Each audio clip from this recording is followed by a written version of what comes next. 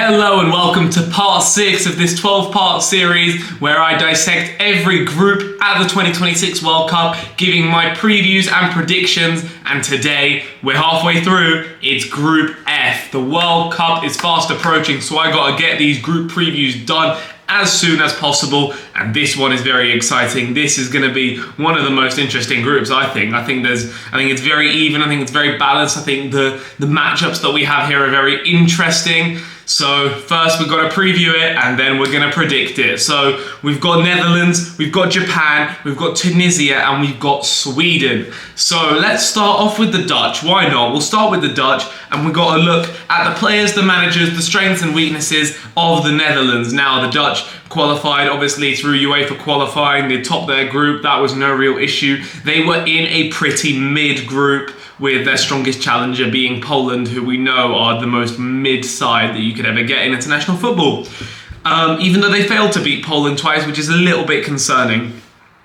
But this team is stacked with quality, right? The Dutch have fantastic players, and that is obviously one of the key things to look at. Defensively, man, the names just roll off the tongue, man. Van Dijk, Van de Ven, Timber, Dumfries, all these lot. It's fantastic, right? Defensively, these guys are very, very good when it comes to the names on the paper. However, when you put it into practice, when they play together, the Dutch defensive record is not fantastic, which is definitely a concern. The midfield, again though, very, very strong for the Netherlands. I mean, key players such as Frenkie de Jong, who, well, we know how good he is, partnered up alongside whoever it's going to be, whether it's Tijani Reinders, whether it's Jerdy Schouten. We don't know who it's going to be, but we'll see who Ronald Koeman picks. But whoever it is, it's guaranteed to be a good footballer. I mean, Ryan Gravenberch as well is an option who probably is going to play.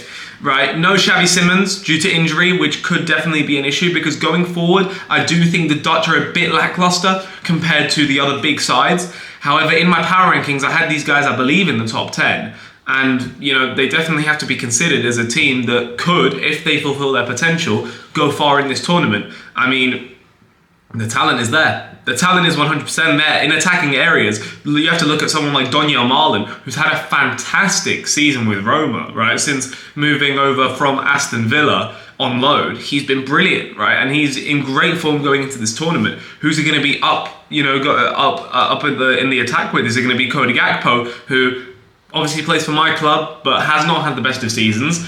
But he's probably going to start because he always turns it on for the Dutch. And then up front, who's it going to be? Is it going to be an aging Memphis Depay, Brian Brobby from Sunderland? We don't know. But I do think that Dutch attack, if it's not their day, can be a little bit toothless, and it could cost them in this group. But overall, I think the squad, first of all, the strengths, the squad is fantastic. I think these guys, whenever they're coming up against like decent teams, that are not at the elite level, then they always tend to do well. It's only when they get to those elite teams that they often do struggle. At the last World Cup, they made a quarterfinals. They lost to the eventual champions Argentina on penalties. Now, in terms of manager, they are managed by Ronald Koeman, who I don't think has done very well with the Dutch.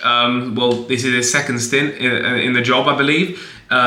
He didn't do very well at Barcelona, and he's just not a manager that I rate very highly. At Everton, he wasn't great either. He was a fantastic player back in the day, but as a manager, I find his tactics to be a little bit, no identity. There's nothing really there. So I think that could be a weakness for the Dutch national team. But the players on this team could still 100% outperform the incompetence of Ronald Koeman. I don't think that with Ronald Koeman, the Netherlands can go anywhere near winning this tournament, but in this group, it should still be fine. Let's move over to Japan. I did a full preview on Japan on this video, on this channel, so go check that out. They are managed by Hajime Moriyasu, a man who I have lots of criticism for. I think he has underachieved with Japan. The fact that he hasn't won an Asian Cup is underperforming with the amount of talent on this team. I think the man consistently folds when the pressure is on. The guy plays musical chairs every single freaking game for no reason whatsoever. This man will do the most pointless rotation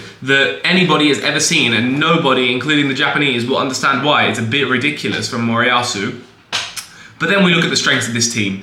The player pool, once again, is just brilliant. There's so much talent on this side. The wingers, man. Like Mitoma's injured and the wingers are still so strong. It's going to be Takefusa Kubo and Keito Nakamura or Junya Ito or Ritsu Doan, or there's so many options on this team, and that's with Mitoma and Minamino injured. Ayase Ueda up front, who's had a very good season now. I think he's a solid striker. I don't think he's anything more, but I think he can, provided with service, be a good striker for Japan at this tournament. I think he's better than what Japan had at the last World Cup. Who was it? Daizen Maeda. I think that with Ueda, they've got a better chance. I think in the midfield, it's probably going to be Endo alongside Sano and those guys.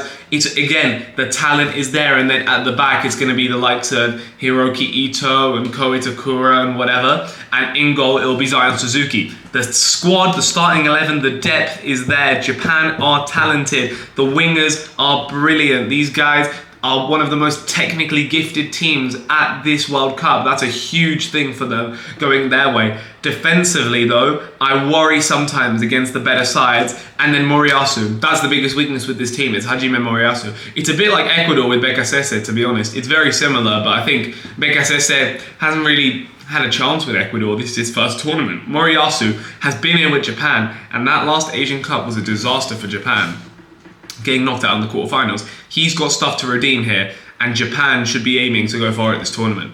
If we move over to Tunisia, a team that had a disastrous AFCON, and I was very, very disappointed watching them at that AFCON. They catfished everybody against Uganda, then got destroyed against Nigeria, very uninspiring against Tanzania, before going out to Mali on penalties, and Trabelsi was sacked, and they have now replaced him with Sabri Lamouchi.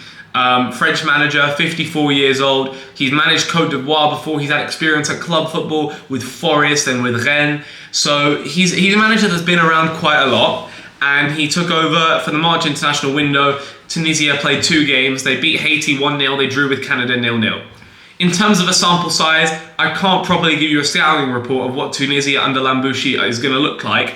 But Tunisia, their DNA is proper, defensive, gritty football and a 1-0 win. That's Tunisian DNA. Is it going to be like that? Because that's what I thought it was going to happen at the AFCON. It wasn't like that. In terms of the squad, I think there's some very good, talented players, the likes of Hannibal Medbri, Elias Achuri, Ali Abdi. But there's also some severe question marks in this team.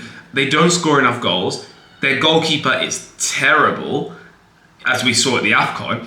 And those things could definitely cost them in this group. I think that, Tunisia aren't going to get blown out of the water by anybody, right? And I think Tunisia is going to be a tough match for everybody. Anybody expecting Tunisia to just be a nobody in this group, I think is severely underestimating this North African team. I think the Eagles of Carthage have something in this group, and I think they will definitely, they'll play a role in this group, and I think they could take points off all 3 teams here. But I think that I just don't think these guys have the attacking quality to properly go far in this tournament. I think the absolute ceiling is probably around a 32. They could make it out the group, Tunisia. I'm just hoping that they show up and do better than they did at the AFCON, because that was a complete disaster. Because in that first game against Uganda, they showed that these guys can play amazing football. I mean, in qualifying, it was decent. They had a very easy group. They didn't concede a single goal, right? So that's why I'm saying it's decent, because 9 wins, 1 draw, 0 losses, 0 goals conceded, but the group was objectively terrible. I mean, their toughest game was Namibia, right? I mean, come on, man. That's a team that didn't even qualify for the AFCON. So yeah, of course Tunisia made it to the World Cup. But let's see what they can do. I'm excited to see what they can look like under Lamouchi. And can they finally make it out the group? I mean, they got a historic win last time against France. Can they finally make it out the group? I don't think they've ever done it. So this could be a big moment, and it's definitely an opportunity in this group. Now, Sweden are one of the most interesting teams going into this tournament. Any Swedes, let me know in the comments. How are you feeling? Because I'm going to be completely honest. I haven't watched a Sweden game in years. I can't give you a proper scouting report too much on Sweden from personal experience, because these guys in qualifying were a complete mess. It was beyond anybody to think that they were going to be here at this point. But the Nations League, obviously, that factor, they brought in Graham Potter, and they won the 2 playoff games against Ukraine and Poland, with scoring 3 goals in both games, which was very impressive. And they made it to the World Cup. So now they're a severe threat again. I mean, they didn't make it last time. They lost to Poland. This time they got their revenge against Poland, and now they're back at the World Cup for the first time since 2018, and that was when they made a quarterfinals appearance. Can they do it again? Managed, like I said, by Graham Potter, a manager who I'm not the biggest fan of, and I don't think his squad selection for this World Cup has gotten much praise in Sweden. Let's be completely honest about that. I think there's key names missing from this team. But I still think he did very well to get them to this tournament. I think that was very good from him. The strengths of this team, number one, physicality. These guys are beasts. These guys are huge. Set pieces, they're going to be fantastic. Number two, a brilliant attack. These guys going forward, Isak, Gyökeres, Anthony Elanga's pace. The midfield as well, it's going to be Lucas Bergvall next to Ayari. In terms of talent, it's a very good team. It's a very good team.